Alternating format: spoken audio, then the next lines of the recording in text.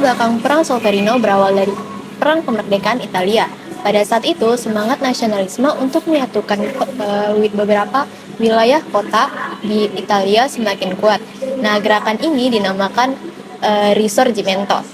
Dua wilayah di Italia Utara, Lombardia dan Venetia, masih berada di bawah kekuasaan Austria, dan penyatuan Italia dianggap tidak lengkap tanpa membebaskan wilayah tersebut. Yang kedua, Pertempuran Magenta pada tahun 1859 menjadi pemicu konflik besar yang melibatkan pasukan Prancis dan Sardinia melawan Austria. Raja Sardinia, Victor Emmanuel yang kedua, membentuk aliansi di Prancis di bawah Napoleon III melalui Perjanjian Flanders dengan tujuan mengusir Austria dari Lombardi. Kemenangan pasukan Prancis dan Sardinia dalam Pertempuran Magenta membuka jalan untuk merebut Lombardi. Pertempuran Solferino sendiri terjadi pada tanggal 24 Juni 1859 dekat kota Solferino di Lombardi. Pihak-pihak yang terlibat adalah pasukan Prancis dan Sardinia yang berhadapan dengan pasukan Austria. Pertempuran ini menjadi salah satu momen krusial dalam perang tersebut, dengan penderitaan dan kekejaman perang mencuat di berbagai sisi. Selama peristiwa ini, seorang saksi mata bernama Henry Dunant terkesan oleh penderitaan para prajurit yang terluka, menginspirasi berdirinya Palang Merah Internasional sebagai langkah awal dalam menyediakan bantuan kemanusiaan di medan perang.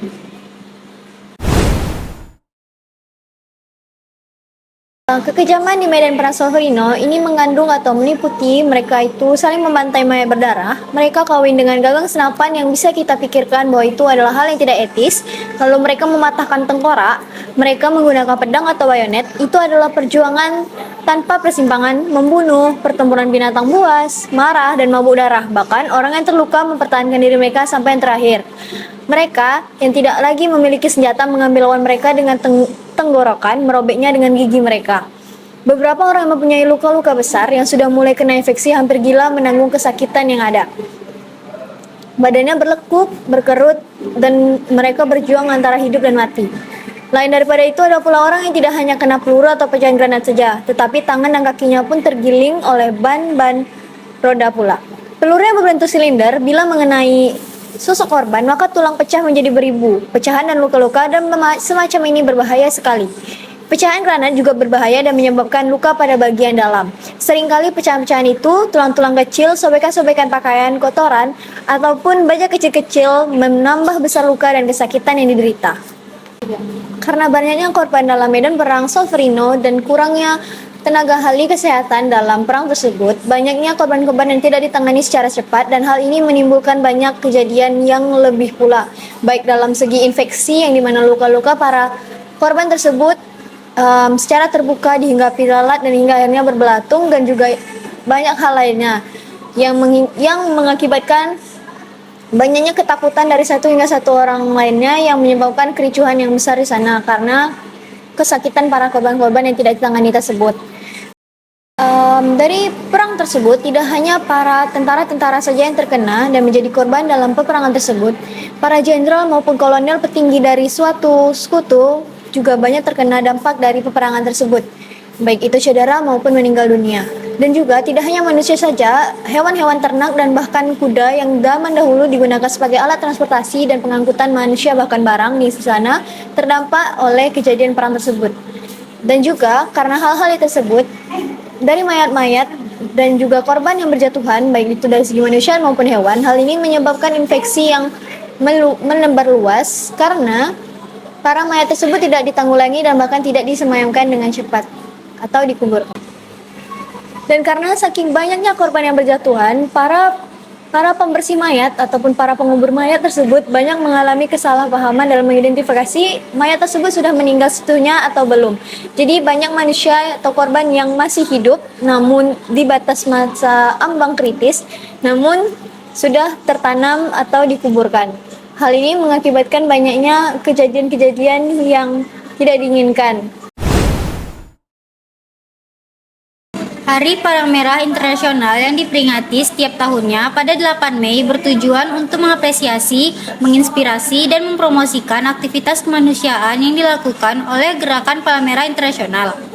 Peringatan ini sekaligus penghormatan kepada pendiri Gerakan Palang Merah Internasional yaitu John Henry Dunant yang lahir pada 8 Mei 1828. Gerakan Palang Merah Internasional pertama kali berdiri pada 1863. Pendiriannya terinspirasi oleh gagasan John Henry Dunant pada bukunya yang berjudul Un Souvenir de Solferino atau A Memory of Solferino, yang bertutur tentang kekejaman perang di Solferino yang disaksikan pada 1859.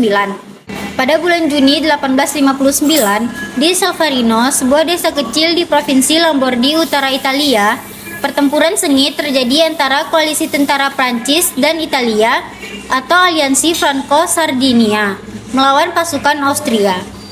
Pertempuran ini adalah bagian dari Perang Kemerdekaan Italia. Dalam pertempuran tersebut, pasukan Prancis dipimpin oleh Napoleon III dan pasukan Italia oleh Victor Emmanuel II. Sedangkan di pihak lawan, pasukan Austria dipimpin oleh Kaisar Franz Joseph I.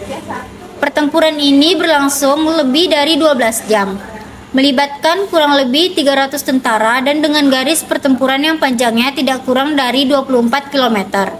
Menjadikannya salah satu pertempuran terbesar di dunia pada abad ke-19. Dengan jumlah pasukan yang sangat besar, perang tersebut konsekuensinya sangat mengerikan.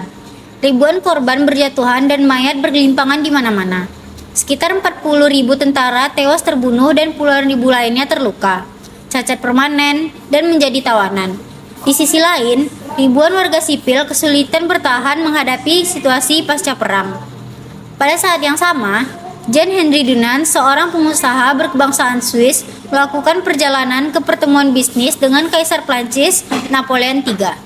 Di Castiglione, sebuah kota kecil tak jauh dari Solferino, Dunant melihat langsung banyak korban pertempuran Solferino yang tak berdaya akibat perawatan medis yang tidak memadai. Akibat pemadaan yang mengerikan itu, Dunant yang terketuk hatinya lantas melibatkan diri memberikan pertolongan. Prioritas perjalanan yang semulanya untuk keperluan bisnis berubah. Ia mengumpulkan orang-orang di desa sekitar untuk melakukan upaya penyelamatan para korban di Solferino. Sekelompok relawan pun terbentuk dan mendirikan rumah sakit darurat. Selama 3 hari, Dunant bersama warga sipil menghabiskan waktu merawat orang-orang terluka dan sekarat di kedua belah pihak tanpa membedakan satu sama lain. Semangat Siamo Tutti Fratelli atau mereka semua saudaraku menular dan mengunggah warga sipil yang menjadi relawan untuk melayani kawan maupun lawan. Sekian dari saya, terima kasih. A Memory of Solferino adalah sebuah karya monumental yang ditulis oleh seorang pengusaha Swiss bernama Henry Dunant. Karya ini melukiskan pengalaman pahit Dunant pada medan perang Solferino selama Perang Austria-Piedmont pada tahun 1859. Ketika Dunant tiba di Solferino, Italia, ia menyaksikan pemandangan mengerikan dari ribuan prajurit yang terluka dan meninggal tanpa perawatan yang memadai. Penderitaan yang mengerikan ini menginspirasi Dunant untuk bertindak. Dunant tidak hanya menulis tentang horor yang ia saksikan, tetapi juga mengeksplorasi rekomendasi dan pemikiran tentang bagaimana penderitaan manusia bisa mengurangi dalam perang. Dia mengusulkan pembentukan sebuah organisasi sukarelawan yang dapat memberikan bantuan medis yang netral dan tanpa pilih kasih pada prajurit yang terluka di medan perang, tanpa memandang pihak mana yang mereka dukung. Dari pemikiran dan rekomendasi yang diungkapkan dalam A Memory of Solferino, Dunant bersama dengan sejumlah rekan sukarelawan akhirnya mendirikan Komite Palang Merah Internasional. Organisasi ini bertujuan untuk memberikan bantuan medis kepada korban perang, menghormati netralitas dan kemanusiaan di medan perang, serta mempromosikan hukum humaniter internasional. Karya Dunant ini memicu perhatian dunia terhadap perlunya perlindungan yang lebih besar terhadap korban perang dan menjadi dasar bagi pembentukan prinsip kemanusiaan universal yang terkenal, termasuk Konvensi Jenewa dan Konvensi Hukum Perang. A Memory of Solferino adalah salah satu karya yang paling berpengaruh dalam sejarah pengembangan hukum perang dan bantuan kemanusiaan. Ini tidak hanya menginspirasi pendiri Palang Merah Internasional, tetapi juga membawa pengaruh perubahan fundamental dalam cara dunia melihat dan menanggapi penderitaan manusia di medan perang. Buku A Memory of Solferino oleh Henry Dunant yang diterbitkan pada tahun 1862 memiliki dampak yang signifikan pada buku A Memory of Solferino karya Henry Dunant. Besar dampak buku A Memory of Solferino terhadap pembentukan Komite Internasional Palang Merah. Buku ini menjadi inspirasi untuk mengembangkan konsep Palang Merah yang diusung oleh Dunant. Buku Kenangan Solferino memberikan kesaksian yang kuat tentang kengerian pertemuan Solferino yang terjadi pada tahun 1859.